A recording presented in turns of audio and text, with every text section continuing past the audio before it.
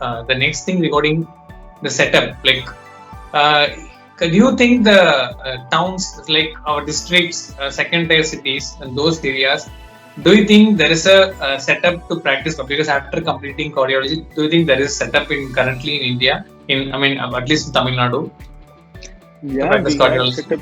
Yeah, definitely. See, nowadays only we have a lot of intervention labs to do procedures. But when you Cath think lab, of, not every place they have cath lab. yeah, it's available. See, even in taluk levels now it's available in a private setup.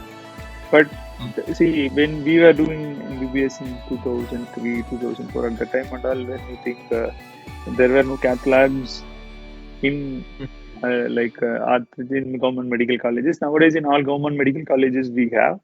Very soon, in every government medical colleges, we might have cath labs. That means now in Tamil Nadu, we have each and every district, we have a medical college. And same thing happens, and say if in government setup, in private setup also, it will be available. So as far as setups and these things are there and it's available, and if you want to make your own setup, then you have to put more amount of effort and investment and make it happen. That's Maintenance.